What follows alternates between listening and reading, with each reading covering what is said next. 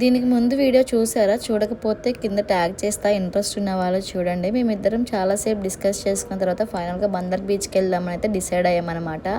అక్కడికి వెళ్ళడానికి ఈ బైక్ అయితే కరెక్ట్ కాదు, ఎందుకంటే దీంట్లో పెట్టడానికి ఏమీ ఉండవు కదా, డిక్కీ కానీ ఏమీ ఉండవు అని చెప్పి ఇంకా యాక్టివా ఉంది, అది వేసుకెళ్దామని డిసైడ్ అయ్యి ఇంకా ఇంటికి వచ్చేసి ఆ బండి పెట్టేసి యాక్టివా వేసుకెళ్దామని అయితే వచ్చాము. ఇంకా బీచ్లో దిగిన తర్వాత ఆడుకుంటే బట్టలన్నీ ఖరాబ్ అయిపోతాయి కదా, అందుకని నైట్ డ్రెస్సెస్ కూడా తీసుకెళ్తున్నాను అనమాట. అన్ని కలిపి నైట్ డ్రెస్, టవల్ అన్ని కలిపి ఒక కవర్లో పెట్టుకున్నాను. ఒక చిన్న వ్యాలెట్లో మాత్రం క్యాష్, మొబైల్స్, కొంచెం మేకప్ సామాన్లు మొత్తం ఒక చిన్న బ్యాగ్ తీసుకొని వెళ్తున్నాను అంతే. ఇంకా అన్నీ కలిసి నాకు ఒక డిక్కీలో సరిపోవాలి, యాక్టివా డిక్కీలో సరిపోయేలాగా మొత్తం చిన్న చిన్నవి తీసుకెళ్తున్నాను. డిక్కీలో పెట్టేసి మనం అక్కడ పార్క్ చేసినా కూడా సేఫ్ ఏమి కాదు. మనం బీచ్లో ఎక్కడైతే దిగుతున్నామో అక్కడ మన ఎదురుగా కొంచెం దగ్గరలో బైక్ పార్క్ చేసుకుంటే మనం కొంచెం జాగ్రత్తగా అబ్జర్వ్ చేసుకుంటూ ఉంటే కొంచెం సేఫ్గా ఉంటుంది. లేకపోతే అలాంటి ప్లేసెస్లో కొంచెం దొంగలు ఎక్కువ ఉంటారు కాబట్టి మనం చూసుకుంటూ ఉండాలి. బీచ్కి వెళ్తున్నాం కాబట్టి బీచ్లో దిగ్గానే సడన్గా చిన్నపిల్లలం అయిపోతాం అనమాట. అలాంటప్పుడు ఒంటి మీద బంగారం ఉందో పోయిందో కూడా తెలీదు, అందుకని అంత జాగ్రత్తగా ఉండడం దేనికి. మనం బంగారం వేసుకెళ్లకుండా ఉంటే ఏం పోయింది అని చెప్పేసి నేను బంగారం గోల్డ్ అంతా ఇంట్లో పెట్టేసి రోల్డ్ గోల్డ్ ఇవన్నీ వేసుకెళ్తున్నాయి. ఇవి పోయినా కూడా పెద్ద బాధగా అనిపించదు.